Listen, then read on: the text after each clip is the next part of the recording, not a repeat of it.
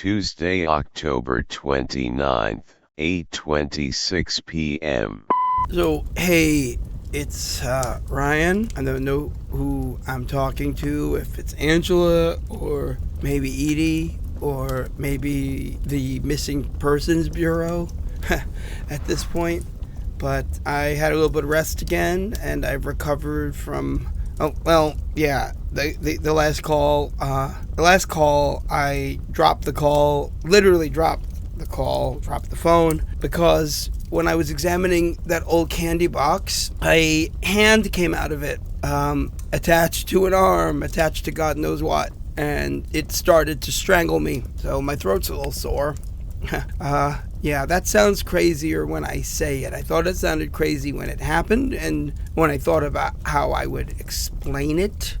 But yes, but it's not my imagination. It wasn't a hallucination. I've got nasty purple and yellow bruises forming all around my throat. Those are real. I didn't get a really good look at the hand, if that matters. It just came out of a window of darkness that formed in the bottom of the candy box, a window that seemed to go infinitely deeper than a box of chocolates should go. The skin of the thing, the hand, was blotchy and had infected look, decaying. It happened really fast. The touch was ice cold, so cold. When it grabbed my throat, it just froze my vocal cords. I was screaming and then I just couldn't even scream. I couldn't make a sound. Oh, and the smell. It's hours later. It's still in the air in here. It was like sulfur and rotten eggs. I knew I was dealing with something unnatural, something that didn't obey the rules of what I've come to think of as the real world, but I was not prepared for that. The candy box is ashes now. I immediately tossed it in the fireplace when I was able to.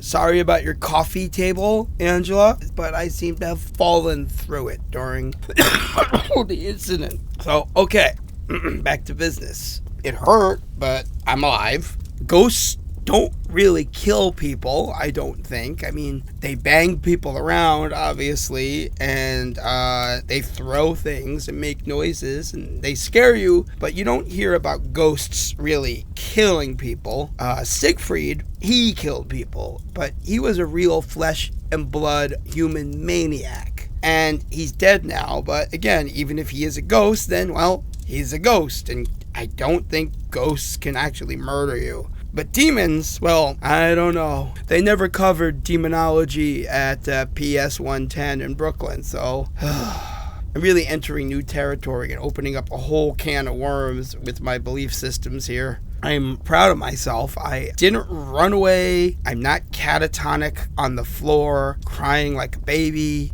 Maybe I've grown used to the weirdness over the past few weeks and it just doesn't affect me like it used to. Well, I did piss myself. Full disclosure, I did piss myself. Your floor is ruined, Angela, and I don't care. Get someone else to clean it up.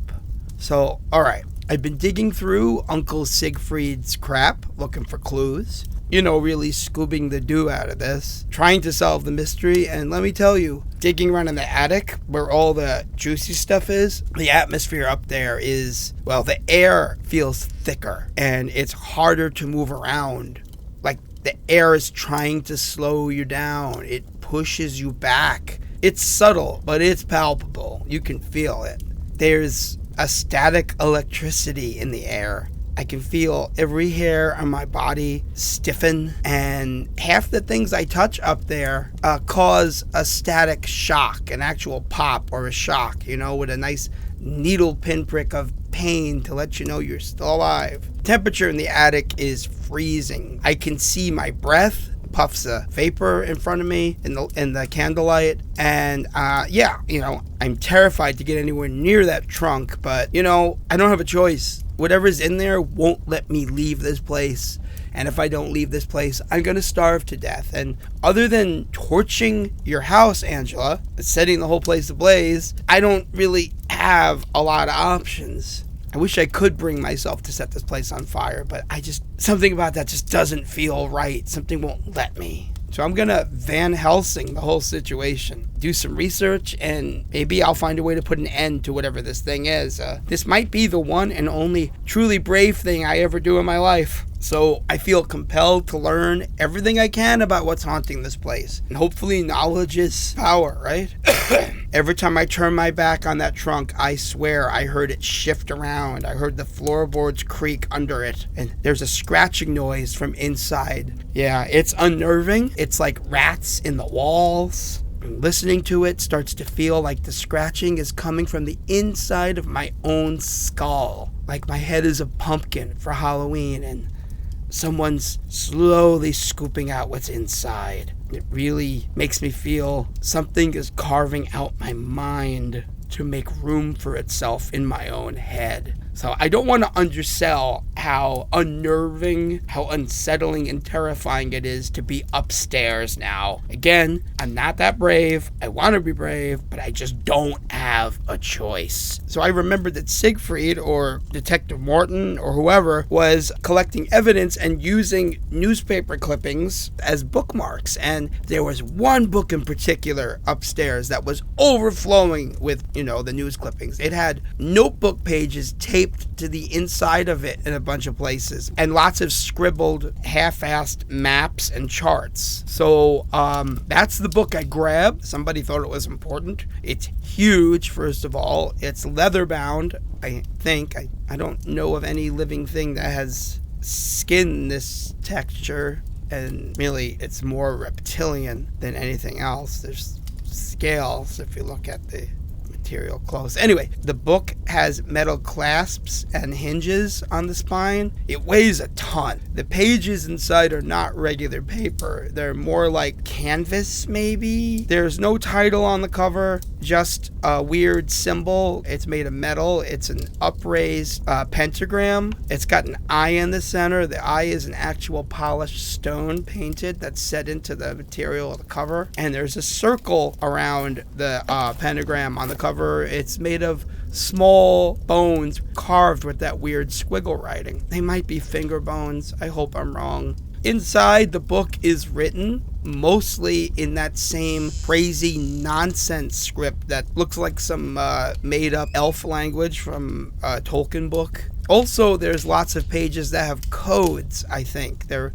lists of numbers. Some of them are Roman numerals. Some of them are, I'm assuming they're numbers. They're sets of lines and dashes. And there's many, many notes in the margins of this thing. There's some in Latin, some in French, some in, Polish or Russian. One of those Cyrillic, is that how it's pronounced? Cyrillic languages, the alphabet with some of the weird symbols. No offense if it's your language, whoever's listening, but it's not my language and it's unusual to me.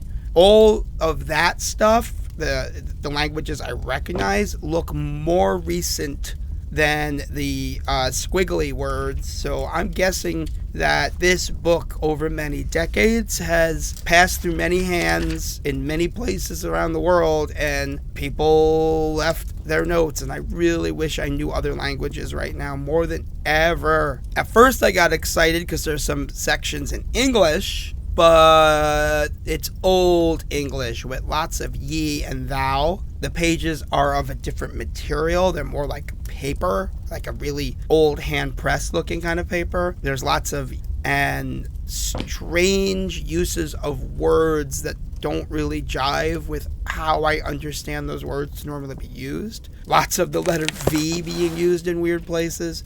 But of course, really, the only parts of this thing I can follow well are the ones that are in modern English. Those are the pages somebody taped on the inside in several chapters, took notes.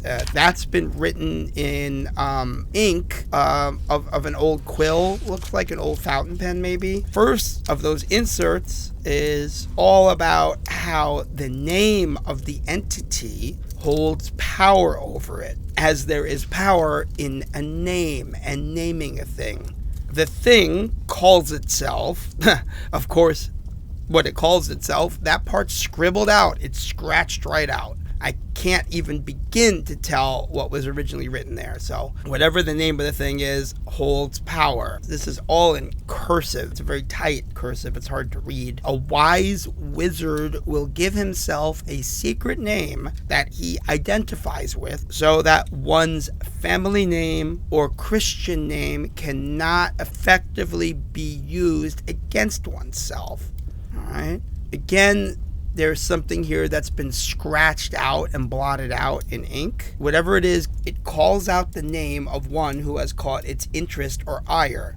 And in speaking the name in its devil manner, compels the victim to reveal secrets and desires so that it may make offers with which to bargain. Okay, that sounds pretty classic for devils and demons, right?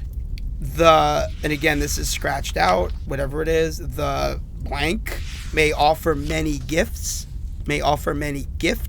such as the etching of gate symbols, which shall allow traversing vast distances in a single stride. It may offer power over the minds of men, or the plundering of valuables locked otherwise from access behind vaulted doors, or buried within the flesh or the mind. It does not sound good. The beast may even allude that it can cure sickness, mend the broken, or bring about the means of immortality. So obviously, this is how Siegfried got his abilities, and it explains a lot of the murdery things he did and got away with. Okay, let's see. There's a picture here. It's really complex. It looks like a bunch of mathematical equations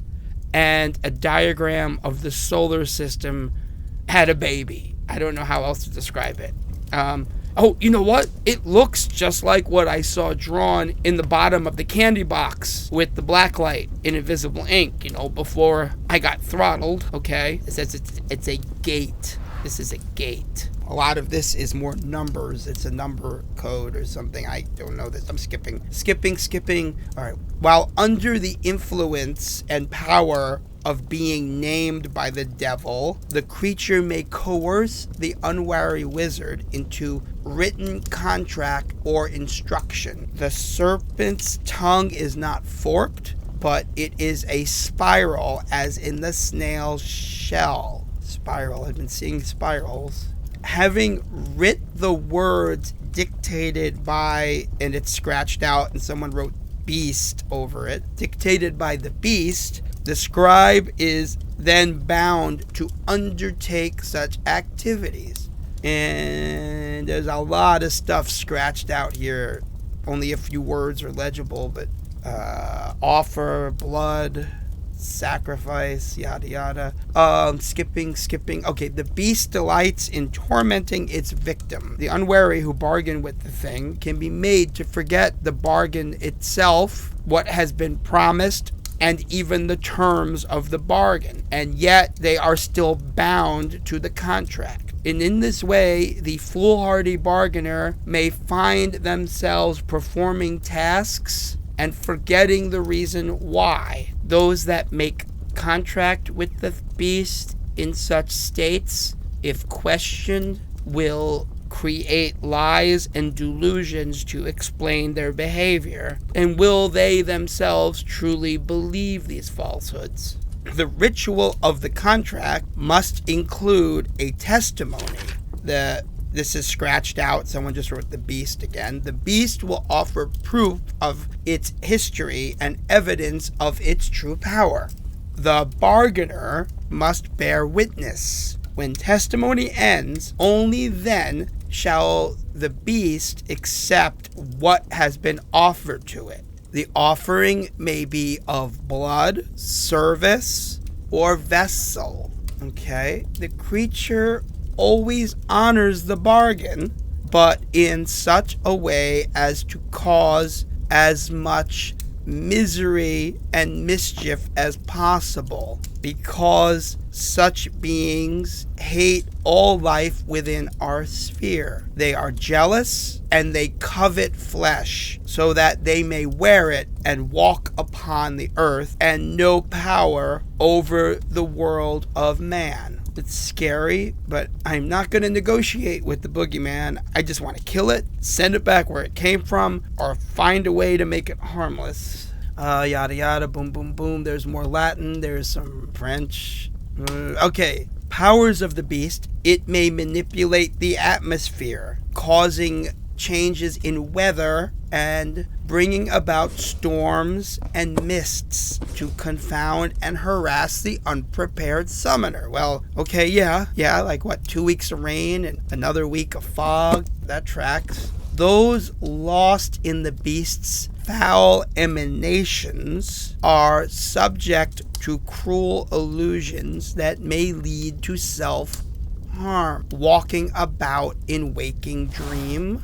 More Latin, more numbers. I'm skipping. Another page of notes. This is a drawing of somebody kneeling in front of a pentagram and smoke with a bunch of skulls in it coming out. That's not encouraging. Yada, yada, yada, blah, blah, blah. Okay, once summoned, the thing will seek to usurp the mind of the summoner, making space for itself within the wizard and taking up more and more of the summoner's essence. This is hard to read. Until he who summoned it is obliterated and eclipsed by the demon, who shall walk in this is scratched out, flesh. I think I see flesh. More numbers, more Latin. Okay, another page, another insert. Thank God for these. This was written in a different ink and different pen. It's wider strokes. I don't know if that matters. And it's scratched out again. Whatever it is, the monster, the beast, the demon, is entangled with the bloodline of the summoner and host, having been called down and bonded to it. Once inside the skin of the wizard, it may only survive a short time within the flesh of another. Without the proper blood and bloodline, the thing may only know freedom for brief periods, and such temporary hosts shall wither quickly. The remains of those the beast consumes may be fashioned into homunculi, I don't know what that word is, or servants, walking about in unnatural undeath. That sounds bad. For the minds and souls of such damned victims are incorporated into the thing itself. I don't like the sound of that. Nope. Though it draws chief sustenance from the living, it may also fuel its dark magics with the powers of the heavens, devouring thunder and the forces which illuminate the storm clouds. Electricity. I think they're talking about lightning. The thing woke up and got active when the power came back on. Maybe if I flip the breakers completely, not just the upstairs one, maybe if I just shut the power off, I'll put this thing back to sleep. Oh God, I hope it's that simple. The beast can be contained if all gates of exit are sealed, and if sigils and wards be inscribed about its prison in a pentacle of holding. But said sigils must be maintained with blood and ritual every lunar cycle, lest they weaken. So every month somebody has to do something, and shit, nobody's been in this place, I think, for several months before me. Somebody was sleeping on the job here. One may also bar the thing's escape with the use of a barrier staff, okay? Once the staff is placed over a threshold symbolically, The beast may not leave the chamber. Okay, this is good. The staff must never be removed from above the threshold lest there be dire consequences. Shit. Okay, so, I gotta find that staff. I gotta find it. Why the hell did I take it? It's out there someplace in the fog, right? So, maybe if I find it, I'll have a weapon. The thing may also be beaten back with the staff. Okay, this is good. And blows from the staff will weaken it until it may plead for mercy. It will return whence it came and honor the banishment. Okay, good.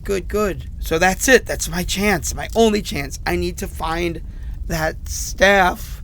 Oh, God. I mean, it can't be too far away. How far could I have walked in a day in the fog? Right? Oh, what's this? A minor sign of warding may be used to block the influence of the beast, to resist its call, its will, and to recall what it has blotted from memory. Oh, there's a drawing. It's a drawing. It's like an optical illusion. Reminds me of one of those MC Escher things. It's, I'm just trying to describe it, but the spaces around the lines of the drawing are moving, but they're not moving, and the lines go deeper than the page ought to allow. Spaces in the spaces in the spaces.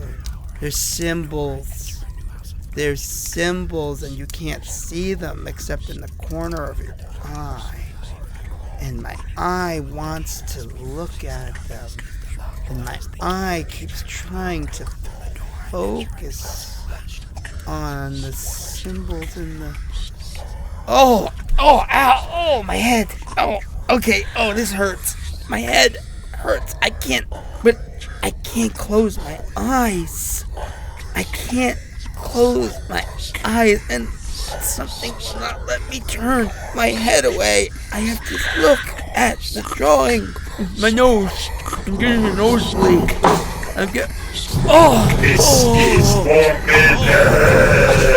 End of messages. Pray for death, but such mercy shall be denied. Mortem horare, sed talis misordia denegabiter.